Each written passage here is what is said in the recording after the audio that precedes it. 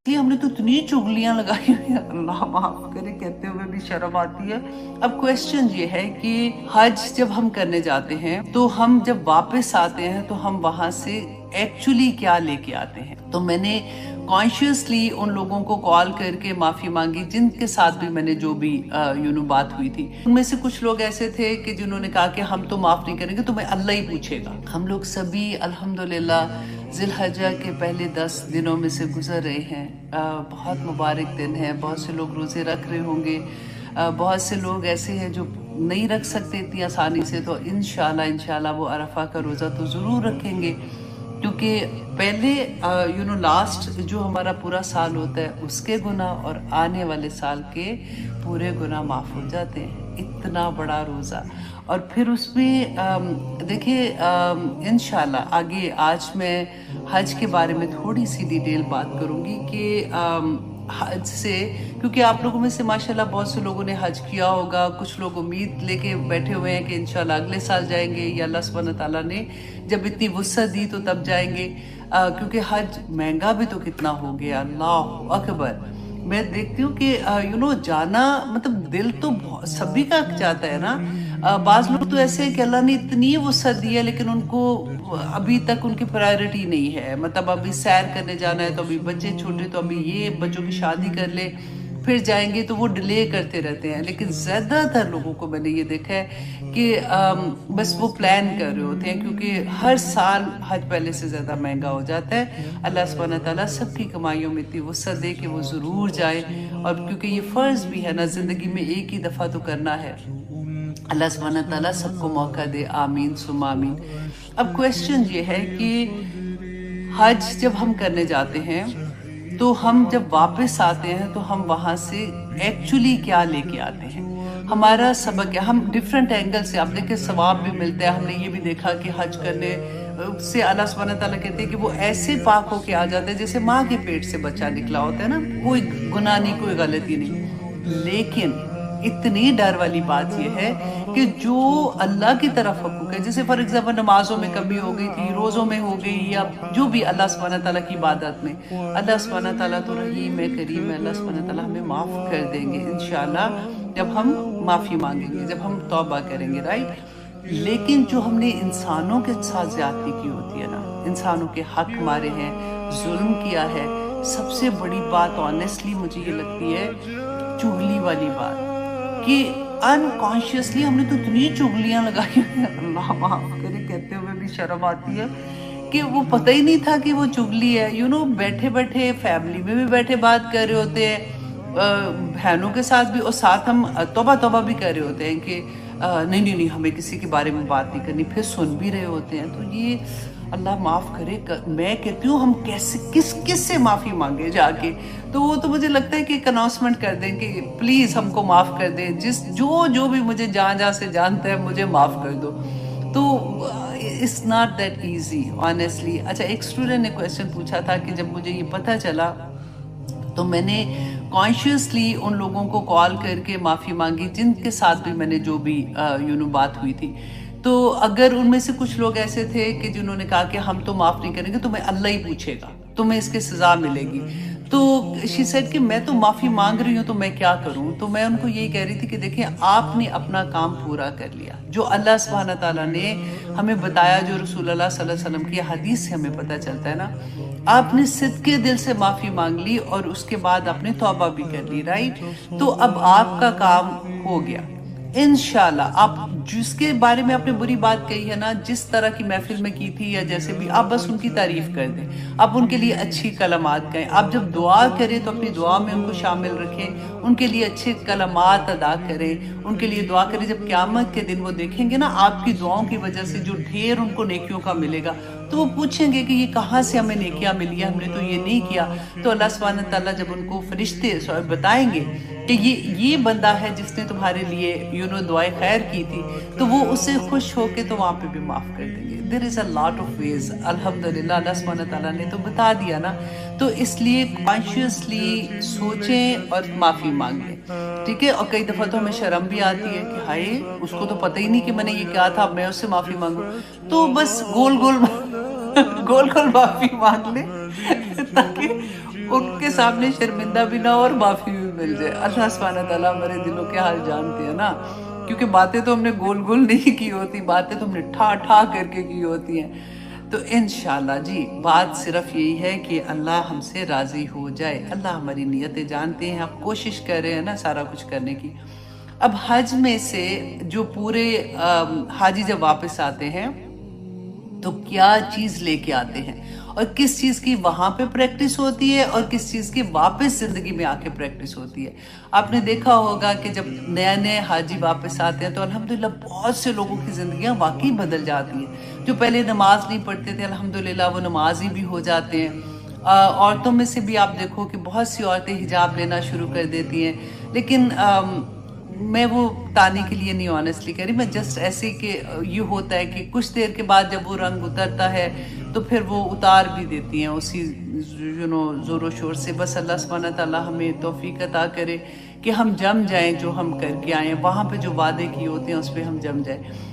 تو جیسے میں یہ لیکچر تیار کر رہی تھی نا تو میں سوچ رہی تھی کہ جیسے آدمی جب واپس آتے ہیں، بہت سے لوگ ہیں تو ہم کہتے ہیں نا حاجی صاحب، کہ ان کو تو ہم حاجی صاحب کہتے ہیں، تو عورتوں کو ہم کیا کہتے ہیں؟ وہ بھی تو حج کر کے آتی ہیں.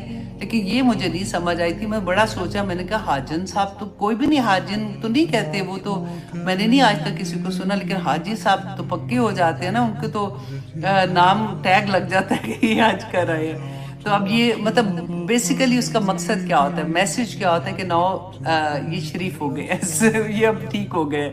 ان 10 دنوں میں اللہ سبحانہ تعالیٰ کی عبادت کر کے، ذکر اذکار کر کے اور نیکیاں کر کے اللہ سبحانہ تعالیٰ کا قرب حاصل کر سکتے ہیں. ہمیں نہیں پتا کہ اگلے سال ہماری زندگی ہمیں یہ مہلت دے گی کہ نہیں دے گی، تو اس لیے ہم سبھی کوشش کریں گے کہ اس سال ہم ان 10 دنوں کا بھرپور فائدہ اٹھا سکیں. اب دیکھیے کامیاب انسان جو ہوتا ہے نا، اس کو پتا ہوتا ہے کہ اس نے کس وقت کیا فیصلہ کرنا ہے اور اس سے کامیابی کیسے حاصل ہوگی. ایک بزنس مین ہے، آپ دیکھیے اس کو یہ پتا ہوتا ہے کہ کس زمانے میں اس نے کون سی ڈیلز لگانی ہے اور اس کو کیسے فائدہ ہوگا. اب کسان کو دیکھیے کہ اس کو اچھے سے اندازہ ہوتا ہے کہ اس نے کون سے سیزن میں بیج بونا ہے اور اسے کس طرح سے اس کی بہترین فصل اگ سکتی ہے. اسی طرح سے جو ایک مومن انسان ہوتا ہے نا، اس کو یہ اچھے سے اندازہ ہوتا ہے کہ کون سا لمحہ، کون سی گھڑی، کون سا وقت ایسا ہے جس میں وہ اللہ سبحانہ تعالیٰ کی عبادت کر کے، نیک کام کر کے، ذکر اذکار کر کے اللہ کا قرب حاصل کر سکتا ہے. نبی صلی اللہ علیہ وسلم نے ہمیں یہی بتایا تھا کہ رمضان کی وہ 10 راتیں جس میں لیلۃ القدر ہے، وہ راتیں اور ذوالحج کے یہ جو 10 دن ہیں، اس سے افضل کوئی دن اور کوئی رات نہیں ہے. اب دیکھیے ان 10 دنوں میں جو ذکر ہے اللہ سبحانہ تعالیٰ کو پسند ہے، اس سے افضل ذکر بھی کوئی نہیں ہے. ہم نے کون سا ذکر کرنا ہے؟ اللہ اکبر، لا الہ الا اللہ اور الحمدللہ. اگر آپ کو عادت ہے، آپ ہم نماز تسبیح جو پڑھتے ہیں نا، اب دیکھیے اس میں ہم کیا کہتے ہیں؟ سبحان اللہ والحمدللہ ولا الہ الا اللہ واللہ اکبر. اب بس یہی کوشش کریں کہ پورے 10 دن میں آپ نے یہ تسبیح جو ہے یہ اپنی زبان اپنی چپ نہیں کرنی. اب اللہ سبحانہ تعالیٰ کو منانے کا بہترین موقع ہے. اس کے ساتھ ساتھ دیکھیے کہ سعید بن جبیر اتنی عبادت کرتے تھے، کہتے تھے کہ وہ تھک جاتے تھے، کہ وہ ہیومنلی پاسبل جیسے نہیں ہوتا نا کہ اس سے زیادہ نہیں کر سکتے، کہ اتنی حد تک وہ عبادت کرتے تھے. ابن عمر اور ابو ہریرہ بازاروں میں نکل جاتے تھے اور تکبیرات بلند آواز میں پڑھتے تھے تاکہ لوگوں کو بھی یاد آ جائے، اور وہ بھی تکبیرات ان کے ساتھ اونچی اونچی آواز میں صحابہ پڑھا کرتے تھے. اور صحابہ نے ایک دفعہ نبی صلی اللہ علیہ وآلہ وسلم سے پوچھا کہ کیا جہاد بھی افضل نہیں ہے اس سے؟ نبی صلی اللہ علیہ وسلم نے کہا نہیں، سوائے اس ایک بات کے کہ کوئی اپنی جان کا نذرانہ لے کے جہاد کے لیے جاتا ہے، کافر کے مقابلے میں دین کے لیے لڑائی کرتا ہے، اور وہ اپنی جان کا نذرانہ دے دیتا ہے، اپنی سواری جس کے اوپر وہ جاتا ہے اور اپنا مال سب کچھ لوٹا دیتا ہے اللہ کی راہ میں، تو اس کی ایک اور بات ہے. اس کے علاوہ ان 10 دنوں کی عبادت، ان 10 دنوں میں ذکر اذکار اور نیک کام کا اجر اللہ سبحانہ تعالیٰ کے پاس تو بہت زیادہ ہے. اب دیکھیے کہ اللہ سبحانہ تعالیٰ تو اجر دینے پہ آئے تو کیا ایک دانے پہ 7 بالیاں، اور 7 بالیوں میں سے ہر بالی پہ 100 دانے، اور ایک چھوٹے سے عمل پہ 700 گنا، اور اس سے بھی کہیں زیادہ اللہ سبحانہ تعالیٰ بڑھا دیتے. اور پھر ان 10 دنوں کی عبادت کا تو اللہ سبحانہ تعالیٰ نے کہا کہ سب سے افضل ترین عبادت ان 10 دنوں کی اب ان 10 دنوں کی فضیلت کا اندازہ لگائیے کہ صرف ایک دن 9 ذی الحج کا روزہ ہمارے گزرے ہوئے 1 سال کے گناہ اور آنے والے 1 سال کے گناہ کا کفارہ بن جائے گا. الحمدللہ. اب دیکھیے رکھنے کو تو ہم یہ پورے دن روزے رکھ سکتے ہیں. اللہ سبحانہ تعالیٰ کا ذکر بیان کرتے ہوئے جس وقت ہم روزے کی حالت میں ہوں گے اللہ سبحانہ تعالیٰ ہماری کتنی دعائیں قبول کریں گے. لیکن وہ ایک دن کا روزہ آپ سوچیں پورے پچھلے 1 سال اور آنے والے 1 سال کے گناہوں کا کفارہ ہے. اس کے علاوہ ہم نے کیا کرنا ہے؟ ہم کوشش کریں گے کہ ہم نے جھوٹ نہیں بولنا، چغلی نہیں لگانی، کسی پہ بہتان نہیں لگانا، کسی کو تنگ نہیں کرنا، اپنی ذات کے شر سے لوگوں کو محفوظ رکھنا ہے، اپنے نیبرز کا خیال رکھنا ہے، اپنے رشتہ داروں کا خیال رکھنا ہے. ہم نے نمازیں پوری پڑھنی ہے، ہم نے سنت مؤکدہ پوری پڑھنی ہے. ہم کوشش کریں گے کہ ہم اپنی نمازوں میں اپنی تلاوت لمبی کریں. ہم کوشش کریں گے کہ ہم قرآن پاک کی زیادہ سے زیادہ تلاوت کر سکیں. ہم کوشش کریں گے کہ ہم تہجد گزار بن سکیں. ہم کوشش کریں گے کہ ہم ایک عمرہ اور حج کا جو ثواب ملتا ہے ہم اشراق کو بھی نہ چھوڑیں. ہم کوشش کریں گے کہ ہم اپنے ماں باپ کی خدمت کریں، ہم ان کے آگے نہ بولیں، ہم اپنے بہن بھائیوں کا خیال رکھیں، ہم اپنے رشتہ داروں کا خیال رکھیں، ہم ضرورت مندوں کو دینے والے ہو جائیں. ہم یہ پوری کوشش کریں گے کہ اللہ سبحانہ تعالیٰ نے ہماری ذات سے کسی کو تکلیف نہ پہنچے، ہم کسی کو آر نہ دلائیں. اور اس کے باوجود کہ ہم غصہ کرنے کی طاقت رکھیں لیکن ہم دوسروں کو معاف کر دیں، ہم دوسروں کے کام آ سکیں. اپنے استادوں کے لیے دعا کیجیے کہ جو اس دنیا میں ہماری رہنمائی کا باعث ہے. آمین ثم آمین. ہر کوئی کوشش کر رہا ہے کہ اللہ سبحانہ تعالیٰ کی تسبیحات کر کے، عبادات کر کے، لوگوں کے ساتھ بہترین سلوک کر کے اللہ سبحانہ تعالیٰ کو راضی کر لے. لیکن جب ہمیں نبی صلی اللہ علیہ وسلم کی احادیث سے موٹیویشن ملتی ہے تو ایمان اور بھی پکا ہو جاتا ہے. جامع ترمذی کی حدیث ہے 749. حضرت ابو قتادہ رضی اللہ عنہ روایت کرتے ہیں کہ رسول اللہ صلی اللہ علیہ وسلم نے فرمایا کہ یوم عرفہ کے روزے کے دن کے ثواب کے بارے میں اللہ سبحانہ تعالیٰ سے امید رکھتا ہوں کہ وہ گزشتہ 1 سال کے گناہ اور آنے والے 1 سال کے گناہ معاف فرما دیں گے. اور یہ گناہ کون سے ہیں؟ جو صغیرہ گناہ ہوتے ہیں، کیونکہ کبیرہ گناہ جو ہیں وہ جب تک ہم توبہ نہ کریں اللہ سبحانہ تعالیٰ معاف نہیں کرتے. اور اس کے علاوہ یہاں پہ ایک اور چیز بھی دیکھنے والی ہے کہ یہ اللہ سبحانہ تعالیٰ کے حق میں، جیسے ہم اللہ سبحانہ تعالیٰ کے احکامات میں یا فرائض میں کوئی کمی کوتاہی کرتے ہیں تو اللہ سبحانہ تعالیٰ سے امید ہے کہ اللہ سبحانہ تعالیٰ وہ معاف کر دیں گے. لیکن جو انسانوں کے ساتھ ہم نے زیادتی کی ہوگی وہ جب تک انسان معاف نہ کرے اللہ سبحانہ تعالیٰ معاف نہیں کریں گے. یہ بات ہمیں اچھے سے سمجھ آنی چاہیے. اور اس کے علاوہ نبی صلی اللہ علیہ وسلم نے یوم عاشوراء کے بارے میں کہا جو کہ 10 محرم ہے کہ جو 10 محرم کا روزہ رکھتا ہے مجھے اللہ سبحانہ تعالیٰ سے امید ہے کہ اس کے ذریعے اللہ سبحانہ تعالیٰ گزشتہ 1 سال کے صغیرہ گناہ معاف کر دیں گے. اور ترمذی کی حدیث ہے 3585 جس میں عمر بن شعیب اپنے باپ سے اور ان کے باپ جو ہیں وہ اپنے دادا عبداللہ بن عمر بن عاص سے روایت کرتے ہیں کہ رسول اللہ صلی اللہ علیہ وسلم نے فرمایا کہ بہترین دعا عرفہ کے دن کی دعا ہے. بہترین کلمات جو میں نے ادا کیے اور تمام انبیاء علیہ السلام نے ادا کیے وہ یہ ہے کہ لا الہ الا اللہ وحدہ لا شریک لہ لہ الملک ولہ الحمد وہو علی کل شیء قدیر. متفق علیہ حدیث ہے کہ حضرت ابو ہریرہ رضی اللہ عنہ بیان کرتے ہیں کہ رسول اللہ صلی اللہ علیہ وسلم نے فرمایا کہ جو شخص دن میں 100 مرتبہ یہ کلمات ادا کرتا ہے لا الہ الا اللہ وحدہ لا شریک لہ لہ الملک ولہ الحمد وہو علی کل شیء قدیر تو اللہ سبحانہ تعالیٰ اس کو کیا اجر دیں گے؟ نمبر 1 یہ کہ 10 غلام آزاد کرانے کے برابر ثواب ملے گا. نمبر 2 یہ کہ 100 نیکیاں کرنے کے برابر ثواب ملے گا. اور نمبر 3 یہ کہ 100 برائیاں اس کے نامہ اعمال سے ہٹا دی جائیں گی. یہ کلمات شام تک اس کو شیطان سے محفوظ رکھنے کا باعث ہوں گے اور قیامت کے دن کوئی شخص اس سے زیادہ فضیلت والا عمل لے کے نہیں آئے گا سوائے اس شخص کے جس نے اس سے زیادہ یہ کلمات ادا کیے ہوں گے. سبحان اللہ. اللہ سبحانہ تعالیٰ ہمیں توفیق عطا کرے کہ ہم صحت تندرستی کے ساتھ اس دن روزہ بھی رکھ سکیں اور اللہ سبحانہ تعالیٰ کی عبادت بھی کر سکے. آمین ثم آمین. نبی صلی اللہ علیہ وسلم نے جب آخری حج کیا تھا اس وقت بھی عرفہ کا دن جمعے کا دن تھا اور اس دن یہ آیا نازل ہوئی تھی کہ الیوم اکملت لکم دینکم، کیونکہ ایک یہودی نے حضرت عمر رضی اللہ عنہ سے کہا تھا کہ اگر یہ آیا ہماری توراہ میں نازل ہوتی تو اس دن ہم عید مناتے. تو حضرت عمر نے کہا تھا کہ اس دن ہماری 2 عیدیں تھی، ایک جمعے کی عید تھی اور ایک یہ یوم عرفہ کا دن تھا جس دن یہ آیا نازل ہوئی تھی. سبحان اللہ. اللہ سبحانہ تعالیٰ ہمیں یہ توفیق عطا کرے کہ ہم اللہ سبحانہ تعالیٰ کو راضی کرنے والے عمل کر سکے.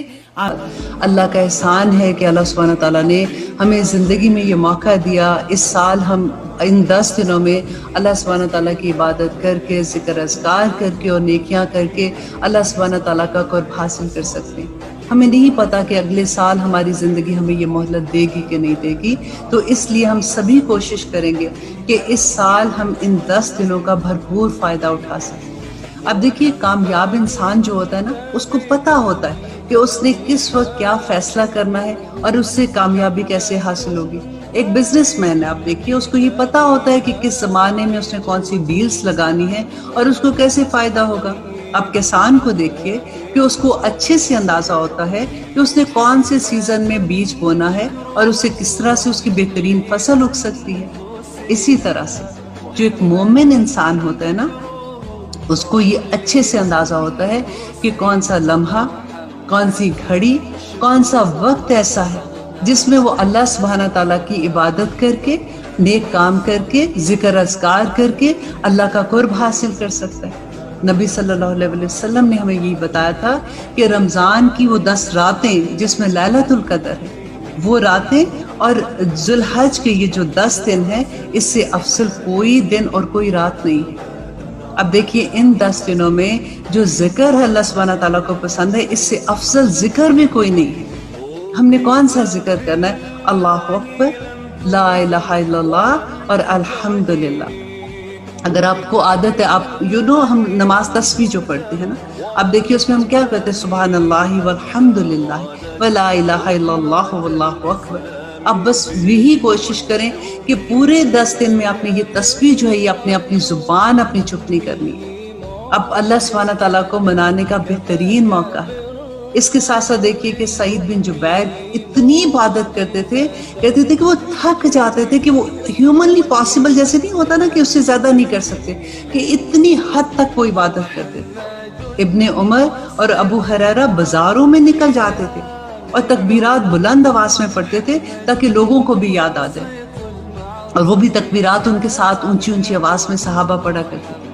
اور صحابہ نے ایک دفعہ نبی صلی اللہ علیہ وآلہ وسلم سے پوچھا کہ کیا جہاد بھی افضل نہیں ہے اس سے؟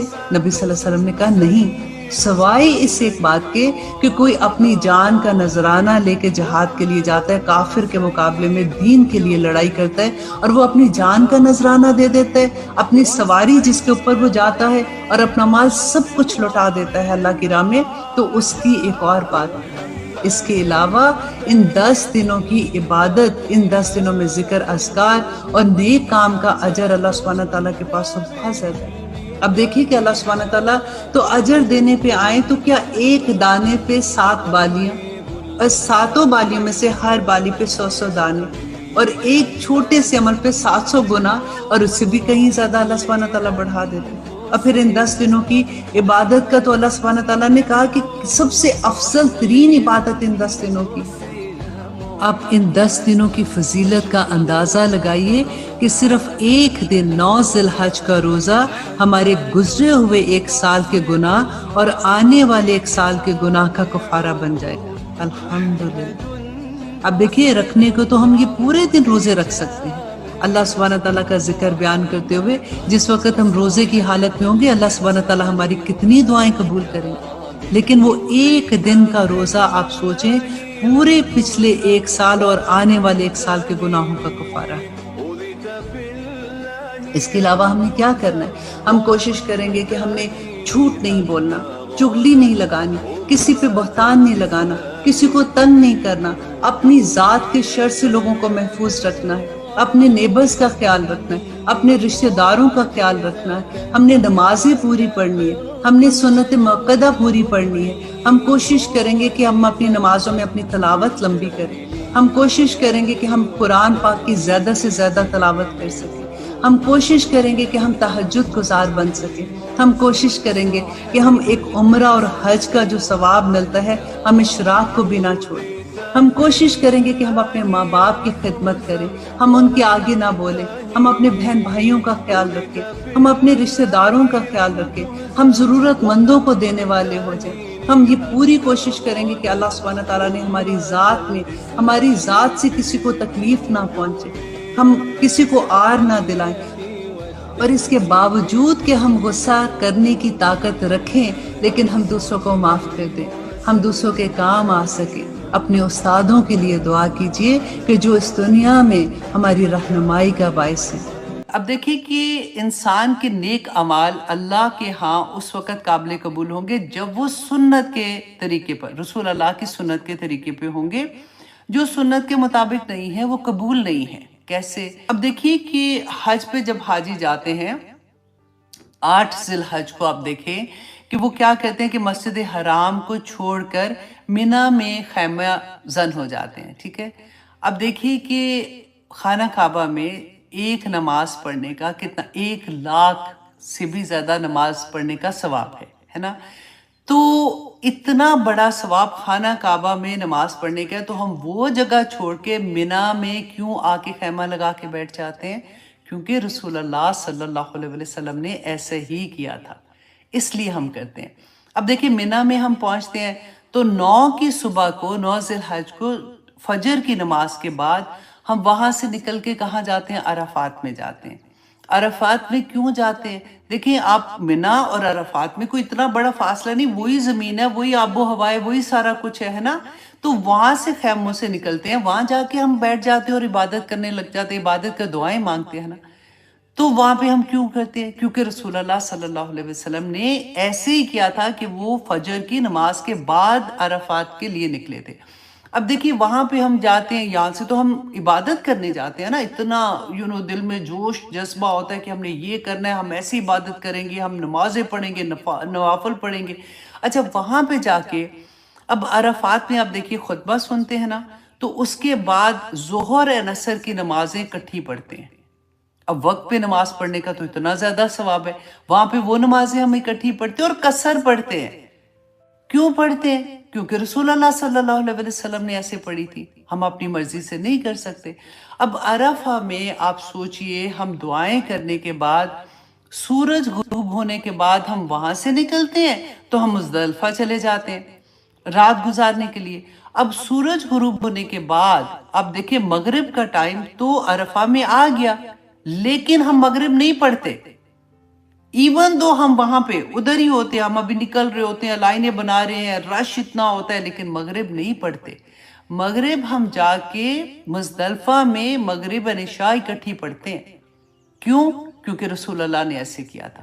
اب ہم کہہ سکتے ہیں کہ جی ٹائم پہ نماز کا ہو گیا تو وہاں پہ بھی کھڑے ہوئے ہیں تو وہاں پہ نماز پڑھ لیں, لیکن کیونکہ میرے نبی نے نہیں کیا تھا, انہوں نے ایسے ہی کیا تھا, تو ہم بھی ایسے ہی کرتے ہیں. اور اس کے بعد آپ دیکھیں کہ تہجد میں آنکھ کھلتی ہے, کیونکہ وہاں پہ نیند اتنی پراپر تو آتی بھی نہیں ہے, تو تہجد میں آنکھ کھلتی ہے, لیکن ہم تہجد نہیں پڑھتے. اتنی افضل عبادت ہے, اس لیے کہ رسول اللہ نے نہیں پڑھی تھی. اس کے بعد ہم فجر کے بعد ہم نکلتے ہیں اور واپس ہم مینا کی طرف آ جاتے ہیں. کیوں آتے ہیں؟ کیونکہ رسول اللہ نے ایسے ہی کیا تھا. اب مینا میں جب ہم پہنچتے ہیں نا, تو سب سے پہلے ہم جا کے کیا کرتے ہیں, جمرہ عقبہ, اس کو ہم جا کے کنکریاں جو مارنی ہوتی ہیں وہ مارتے ہیں. تو دوسرے 2 جو ہے نا ان کو ہم نہیں مارتے. کیوں نہیں مارتے؟ اس لیے کہ رسول اللہ نے نہیں مارے تھے, انہوں نے ایک ہی کو مارا تھا, تو اسی کو ہم نے پہلے دن مارنا ہے. پھر اس کے بعد ہم واپس آتے ہیں, ہم قربانی کرتے ہیں. اس کے بعد جو آدمی ہیں وہ اپنے بال کٹائیں گے, سر گنجا جیسے کرتے ہیں نا وہ کراتے ہیں. تو یہ 10 کا حال ہوتا ہے کہ پھر اتنی تھکاوٹ, ابھی آپ دیکھ رہے ہیں نا کیسے ایوری ٹائم یہاں سے وہاں سے وہاں ہم لوگ جا رہے ہیں. اس کے بعد وہ پھر واپس جاتے ہیں طواف زیارہ کرنے کے لیے. وہاں پہ پھر وہی چکر لگا رہے ہیں, تھکے ہوئے ہیں, اور پھر اللہ سے دعائیں کر رہے ہیں, اور پھر وہاں سے وہ واپس اسی دن مینا واپس آ جاتے ہیں.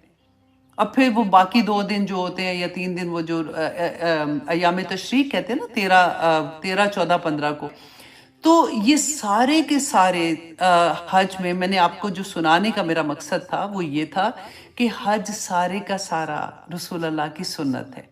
جیسے ہم یہ دیکھتے ہیں نا کہ قربانی حضرت ابراہیم علیہ السلام کی سننا ہے، اور ہم نے بہت دفعہ اس کا پتہ، اور یوزلی ہمیں پتہ ہوتا ہے، لیکن ہمیں یہ نہیں پتا کہ ہمارے نبی کی سنت پورے کا پورا حج ہے، اور رسول اللہ صلی اللہ علیہ وسلم ایک ایک حج کا سٹیپ جو ہے وہ میرے نبی کی سنت ہے۔